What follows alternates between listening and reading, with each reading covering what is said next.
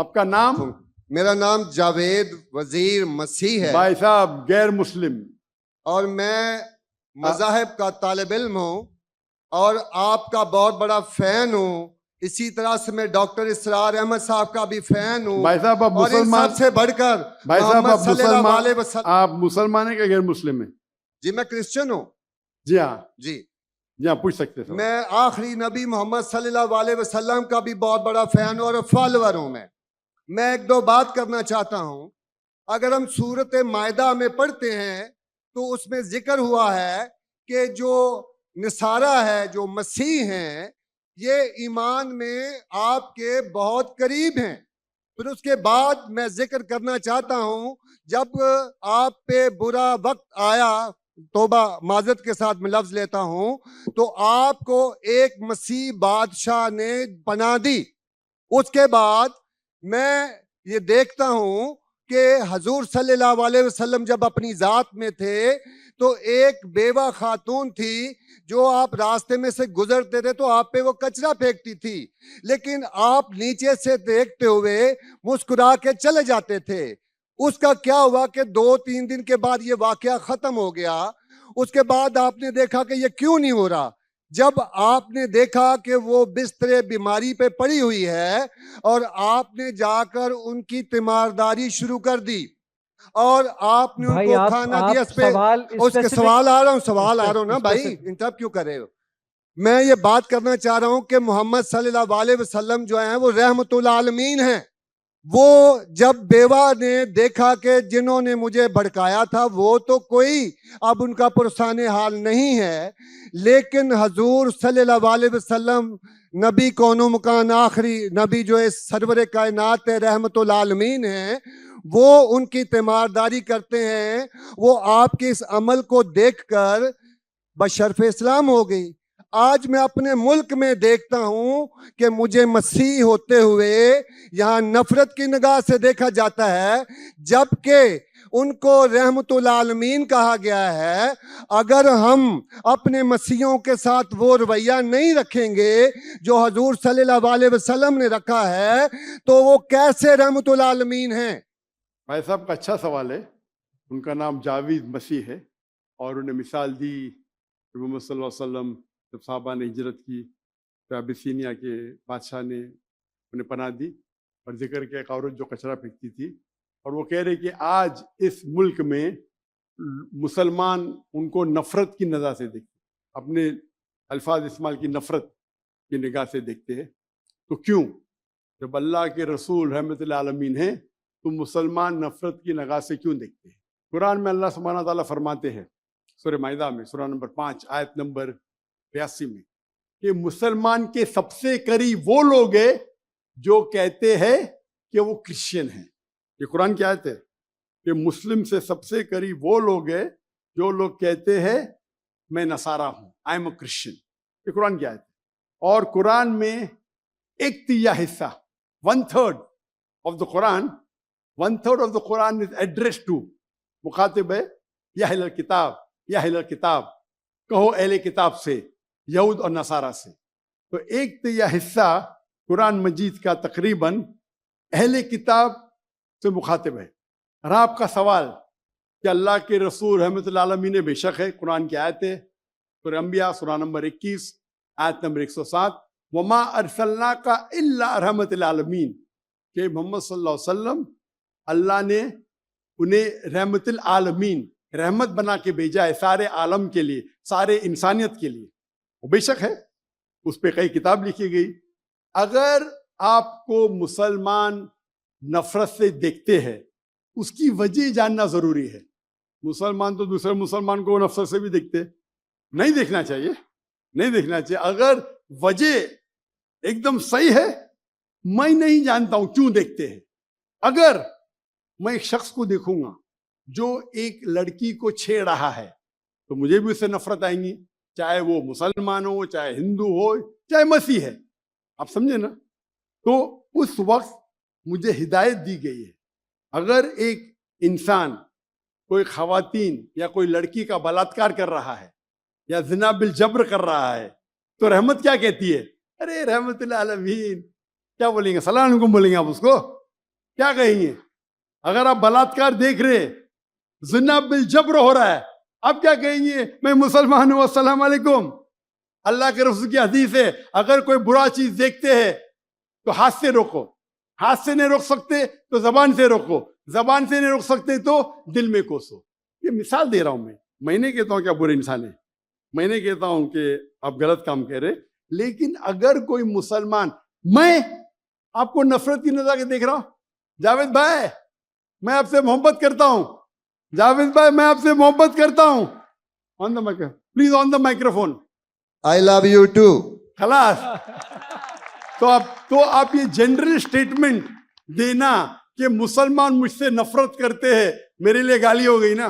No sir, माजरत, मेरे अकेले साथ नहीं, मेरे तो बहुत अच्छे अच्छे दोस्त हैं, बल्कि बहुत से उलमा माशाअल्लाह, मेरे दोस्त हैं। माशाअल्लाह, माशाअल्लाह। इज्तमाई तौर पे कोई एक आदमी गलती करता है तो हमारे चर्चेस के ऊपर चढ़ाई हो जाती है, हमारे सामने हमारे ईमान की धज्जियां उड़ाई जारी होती हैं और हम खामोशी से एक गिद्दड़ की तरह खड़े होकर देख रहे होते हैं, क्योंकि हमें ये नहीं सिखाया गया है।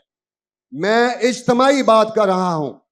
अभी पिछले दिनों ये पूरा मजमा जो है पूरा है, भाई साहब ये सवाल जवाब का सेशन है, तकरीर का सेशन नहीं है। तकरीर के सेशन के लिए आप एक हॉल हायर कर सकते हैं। आपका सवाल आपने पूछे, मैं जवाब दिया। अगर कोई शख्स बिना वजह आपसे नफरत करता है तो गलत है, और कुरान की तो आयत है, जितने भी गैर मुसलमान है सबसे करीब है जो नसारा है।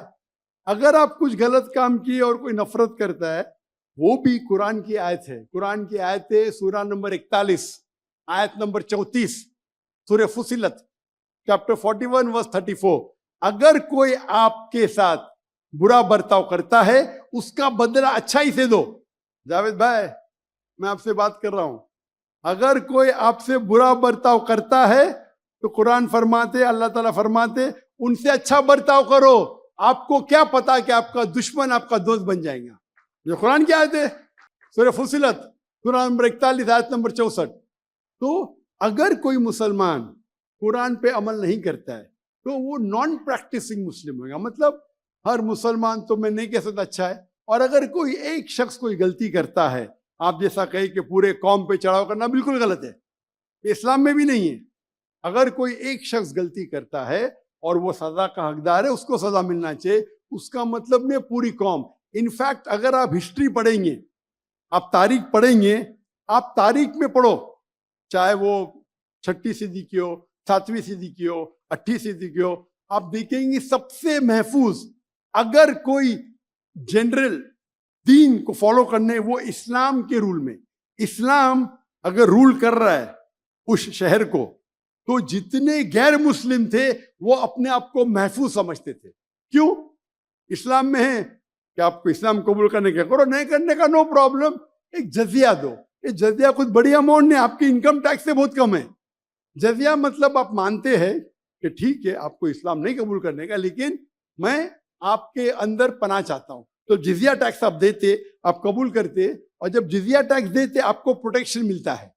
इस्लाम में कहते हैं दिम्मी, और आप अगर इस्लामिक शरिया रूल के अंदर गैर मुस्लिम हैं तो मुसलमान मुल्क का फर्ज है कि आपको महफूज रखे, आपको कोई छू नहीं सकता है। और अगर जंग होता है तो आपको लड़ने की भी जरूरत नहीं, बाकी सब मुसलमान को लड़ने पड़ेगा। और जिजिया बहुत कम है, इनकम टैक्स का तो स्मॉल परसेंटेज है।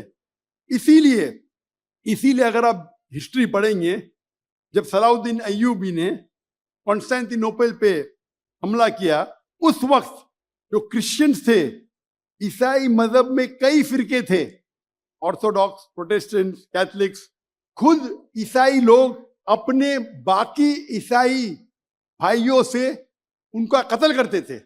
और जब इन लोग ने कॉन्कर किया कॉन्स्टेंटिनोपल को, तो मुसलमानों पे जुल्म किया। तो जब सलाउद्दीन अय्यूबी ने कॉन्कर किया तो ईसाई लोग डर गए कि अभी तो हम लोग की मौत आ गई। तो उनने कहा मैं सलाउद्दीन अय्यूबी हूं, मैं मुसलमान हूं, आप मेरे राज में महफूज है। और इतना हिस्ट्री पढ़ेंगे आप, क्रिश्चियंस, ईसाई चाहते थे कि सलाउद्दीन अय्यूबी रूल करे ताकि वो महफूज हो। तो अब हिस्ट्री पढ़िए, आज मुसलमान को देख के दीन को मत समझिए, कुरान को पढ़िए। हदीस को पढ़िए, और इसमें आप देखेंगे कि कुरान के अंदर किस तरीके से इज्जत दी है गैर मुसलमानों को। दावत दो, कबूल करते अच्छी बात है, नहीं कबूल करती किस पे जोर जबरदस्ती नहीं। अगर कोई इस्लामिक मुल्क में कोई भी चर्च है या टेम्पल है, उसे डिस्ट्रॉय करने की इजाजत नहीं, अनलेस वो कोई फितना कर रहा है। ये सब उसूल है। वो फितना कर रहा है तो अलग बात है। तो एक इस्लामिक मुल्क में सबसे ज्यादा महफूज है मुसलमान। और मैं मिसाल देता हूं, मेरी जाम में से आ रहा हूं मलेशिया। मलेशिया में हिंदू 6% है, 6.3%, 6.3% है। आप कंपेयर करेंगे बिटवीन इंडिया, जिस तरीके से इंडिया माइनॉरिटी मुसलमानों को ट्रीट करता है, हम 14.3% है according to the Indian government, वहां मलेशिया में 6.2%। लेकिन जिस तरीके से मलेशिया हिंदू लोग को ट्रीट करता है, इतने अच्छे तरीके से, इतने उनको राइट्स दिए, ये एक मिसाल है। मैं पाकिस्तान के बारे में कह नहीं सकता हूं क्योंकि रहता नहीं हूं। मैंने कहता हूं पाकिस्तान अच्छा सुलूक करता है, नहीं अच्छा सुलूक करता हूं, मुझे हक नहीं बोलने का क्योंकि मैं जानता नहीं हूं। लेकिन मलेशिया में जहां रहता हूं मैं जानता हूं, इतने राइट्स है उनके पास, इतने हुकूक दिए गए। तो इस्लाम के अंदर गैर मुसलमान महफूज है। सिर्फ फितना नहीं करना चाहिए, कुरान कहते हैं फितना इज वर्स देन मौत, कत्ल से और खराब है। तो अगर आप फॉलो करते जो उस इस्लामिक मुल्क का कानून है, तो गैर मुस्लिम, सिर्फ गैर मुस्लिम होने की वजह से उन्हें कोई भी अटैक नहीं कर सकता है, और करता है तो गलत है। Hope that answers the question.